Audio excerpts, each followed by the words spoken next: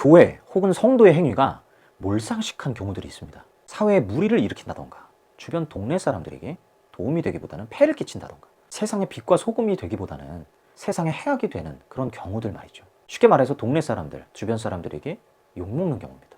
왜 이런 일이 발생하는 걸까? 오늘 이에 대해서 한번 이야기해 보겠습니다. 예전에 제가 교회에서 전도사로 있을 때 전도 모임에 들어가서 같이 전도한 적이 있었어요. 길거리에서 복음 전도지를 1시간가량 이제 행인분들한테 나눠주고 이제 복귀를 했습니다.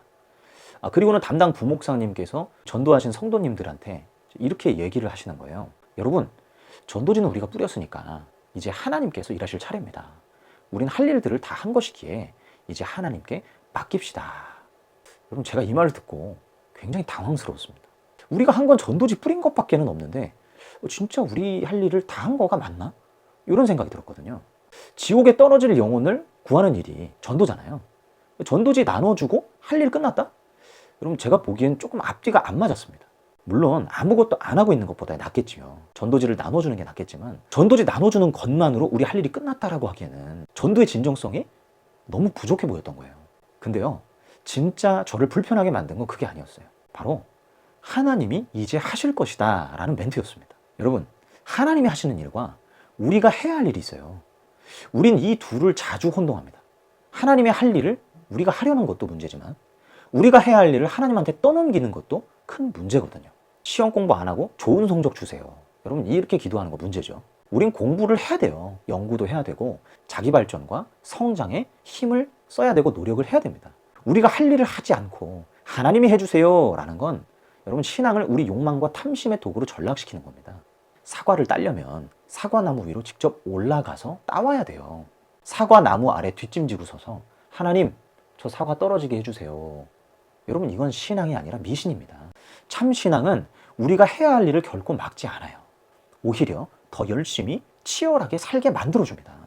목사님, 내가 알아서 사과 따오고 최선을 다해서 해야 된다면 신앙은 뭐 없어도 되는 거 아닌가요? 그냥 우리가 열심히 살아야 된다는 얘기로밖에 안 들리는데요. 여러분, 이렇게 오해하실 수 있는데 여러분, 오해하지 마세요. 여러분, 공부를 안 하고 좋은 성적 기대하면 안 되죠. 공부를 열심히 하면서 기도하는 거예요. 기도하면서 공부를 하는 거예요. 하나님, 오늘도 공부할 힘을 주십시오. 오늘도 이해할 능력을 주십시오. 오늘도 집중력을 부어주십시오. 주님께서 저에게 보여주신 이 꿈을 하나님 이룰 수 있도록 주여 오늘도 저와 함께 해주시고 힘을 부어주옵소서. 여러분, 이렇게 기도하면서 열심히 공부하라는 겁니다. 사과를 따라 올라가기 전에 하나님, 제가 어떤 난관에 부딪히더라도 저 극복할 수 있도록 능력 주옵소서. 제가 포기하지 않고 저 사과를 따올 수 있도록 힘 주세요. 인도해 주세요. 여러분, 이렇게 하나님을 의지하는 기도를 드리고 이제 직접 따라 올라가야 한다는 거예요. 그 과정에서 갑자기 어려움에 봉착할 수 있겠죠? 그럼 다시 순간 하나님을 붙잡고 기도하면서 주님, 힘 주세요. 이렇게 기도하는 거예요. 모든 과정이 최선을 다하는 것과 기도하는 것이 같이 가는 겁니다. 그렇게 해서 마침내 사과를 따내게 되면 와, 나 기특해. 잘했어. 내가 짱. 여러분, 이렇게 하지 않죠. 주님 감사합니다. 이건 주님이 하신 것입니다. 주님께 모든 영광 올려드립니다. 여러분, 이렇게 기도하고 마무리하게 되는 거죠. 내가 하는 일과 하나님이 하시는 일은 이렇게 아름답게 조화를 이루는 거예요. 어느 하나를 약화시키거나 죽이지 않는 것입니다. 물론 성경에는 내가 일하려 하는 게 오히려 방해되는 경우가 있다고 말씀하시는 경우도 있어요. 그러니까 하나님 하시는 일을 그냥 너가 봐라. 아무것도 하지 말고 그저 지켜봐라. 그게 믿음이다. 이렇게 말씀하시는 부분도 분명히 있습니다. 그런데 이것은 아주 특수한 경우예요. 특별한 경우에 이렇게 역사하시는 것이지 이것이 일반적인 모든 상황 가운데 적용돼서는 안 되는 거죠. 일례로 다윗이 하나님의 음성 듣고 여기저기 움직였죠. 하나님한테 모든 걸 다 물었어요. 전쟁할 때. 하나님 다 말씀해 주셨거든요. 여러분, 그렇다고 다윗의 모든 삶에 하나님 그렇게 다 말씀해 주셨을까요? 아니란 말이에요. 특수한 경우에 하나님이 직접 말씀해 오시는 일들이 생기는 것이지 우리의 모든 삶에 하나님 말씀해 주시면 내가 움직이고 하나님 말씀 안 하면 내가 끝까지 안 움직이고 이런 게 아니란 말입니다. 뭐 동일한 거죠. 마찬가지인 거죠. 하나님이 하실 것이다. 그러니 내가 나서면 안 된다. 우리 할 일은 전도지 뿌리는 것까지다. 그 다음은 하나님이 하시는 것이다. 뭐 이런 식의 사고를 해서는 안 된다는 겁니다.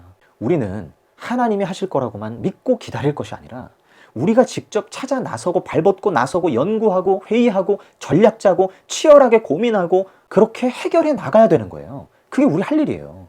단 모든 과정 중에 하나님을 의지하고 하나님께 기도하고 하는 이 모든 과정이 함께 어우러져야 하는 것이죠.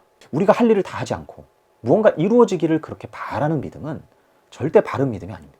최선을 다하여 하고 모든 과정 중에 최선을 다해서 기도해야 되는 거예요.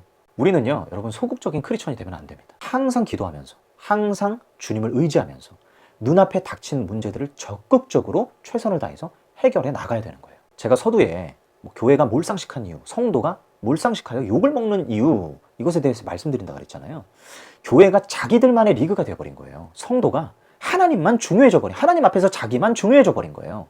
밖에 사람들이 나를 어떻게 보느냐, 그 사람들 눈에는 내가 어떻게 보일까, 이런 거 아무 신경 쓸 필요가 없다라는 거죠. 그들이 욕해도 상관없어. 그 욕을 뭐하러 들어. 저거 다 사단이 하는 짓이야. 우리 모습이 세상 사람 입장에서 어떻게 보이느냐, 이런 거 우리 신경 쓰지 않아도 돼. 그냥 우린 하나님께 맡겨드리고 기도할 뿐인 거야. 여러분, 이렇게 생각하는 경우가 얼마나 많습니까? 그러니까 욕을 먹는 거예요. 그러니까 우리가 해야 할 일을 안 하는 겁니다. 하나님께 다 맡겨버리고 내가 고쳐야 하는 영역들을 고치지 않는 거예요. 이건 신앙의 고집이고 아집이지 절대 올바른 신앙이 아니란 말입니다. 교회는요, 상식을 뛰어넘습니다. 하나님의 역사는 상식 위에 계셔서 역사하세요. 그래서 우리 그리스도인들에게 상식선 안에서만 행동해야 된다는 건 옳지 않습니다. 상식을 뛰어넘는 하나님이시고 그 요구를 하시는 경우가 있기 때문에. 그러나 그렇다 하여서 이것이 우리가 상식선에서 지켜야 하는, 상식선에서 행해줘야 하는 것들을 전부 다 허물어버리거나 그것들을 무시해버리거나 하는 게 아니라는 거예요. 무슨 말인지 아시겠죠? 상식을 뛰어넘어서 역사하시지만 이것은 특수한 경우에 역사하시는 것이다. 이 특수성을 고려해야 된다. 일반화시켜서는 안 된다. 그러기에 일반적으로 우리가 살아갈 때는 기본적으로 상식적으로 살아가야 되고 상식을 무시하거나 허물면서 살면 안 된다라는 거예요. 이런 균형을 가진 목회자, 이런 균형을 가진 교회, 이런 균형을 가진 성도가 한국교회에 너무나 없어요. 정말 너무 없어요. 꼭 어느 쪽으로 치우쳐버린단 말입니다. 제가 무슨 심리학 얘기 한다고 해서 어떤 분들은 댓글로, 물론 그분이 지우시긴 하셨지만 양심에 찔려서 지우신 것 같은데 댓글창에 보면 저한테 떴거든요. 목사가 성경 가지고 얘기 안 하고 세상 얘기 안 해? 이렇게 댓글이 달려있어요. 근데 제가 예상을 했어요. 왜? 세상 얘기, 무슨 심리 얘기, 무슨 이 세상 살아가는 이런 얘기들을 자꾸 목사가 하면 성경적이지 않은 목사로 그렇게 얘기를 해버리거든요. 근데 그건 진짜 잘못된 거예요. 정말 하나는 알고 둘은 모르시는 분인 거예요. 성경을 문자적으로 가지고 와서 얘기한다고 해서 성경적인 목회자가 아니라 무슨 세상 얘기를 하건 어느 일상에서의 얘기를 하건 성경이 말하는 말을 정확하게 말하면 그건 성경적인 목회자가 되는 거거든요. 어쨌든 여러분, 열심히 사셔야 돼요. 세상 사람들보다 우리가 더 열심히 살아야 되는 거예요. 그리스도인들이 대충 산다? 여러분, 이거 신앙 다 말아먹는 것이고요. 진정성 다 깎아먹는 거예요. 세상 사람들보다 더 열심히 살려고 하시되 단 전제가 붙어요. 여러분이 하나님을 의지하면서 모든 순간 하나님께 기도하면서 모든 과정 중에 하나님께 내 인생을 맡겨드리면서 그렇게 최선을 다해서 삶을 살아가라는 거죠. 기도만 하면 되는 거 아니에요. 하나님이 하신다고 모든 걸 안일하게 생각해서도 안 돼요. 열심히 기도하면서 열심히 살아가야 돼요. 여러분, 우린 그럴 때 세상의 빛과 소금이 될 수 있는 거예요. 너무나 많은 분들이 교회의 빛과 소금이 되고 있어요. 교회에서나 영향력을 행사하는 거예요. 세상에서 진짜 빛과 소금이 되는 분들은요, 어느 하나도 놓치지 않아요. 균형을 가지고 있는 거예요. 영적이랍시고 세상 일을 무시하지 않아요. 우리는 세상에 속하여 있지 않지만 영적 세계에 속하여 있고 거하지만 세상적인 질서를 무너뜨려 버리는 것이 아니라 오히려 예수님께서 육신을 입어서 우리가 되어 오신 것처럼 그들의 질서로 우리가 들어가서 그들과 섞여서 그들에게 영향받는 것이 아니라 우리가 그들과 좋은 관계를 맺고 그들에게 선한 영향력을 끼치면서 그들을 하나님 나라로 이끌어가는 거예요. 그게 바로 세상의 빛과 소금이 되는 겁니다. 여러분, 우리 몰상식해지지 맙시다. 욕먹는 짓 하지 맙시다. 타인의 입장에서, 불신자의 입장에서 생각해 봅시다. 나를 항상 스스로 객관화시켜보고 내 모습이 어떻게 보일지도 생각해 보면서 정말 덕스러운 모습이 되기 위해서는 이렇게 내가 바뀌어가야 되겠구나. 나를 그렇게 교정하고 나를 그렇게 변화시켜 나가고 관리하는 거예요. 그렇게 스스로를 잘 빚어가는 자가 비로소 세상의 빛과 소금이 되는 것이고 하나님께서 그 사람을 마침내 세상 가운데서 쓰실 수 있게 되는 겁니다. 여러분들의 분별력을 저 청년개척 목사가 돕도록 하겠습니다. 여러분, 오늘 영상이 도움이 되셨다면 여기 아래쪽에 좋아요 버튼 한 번씩 꼭 눌러주시고요. 저는 다음에 더 좋은 영상으로 여러분께 찾아뵙도록 하겠습니다. 여러분, 오늘도 예수로 삽시다.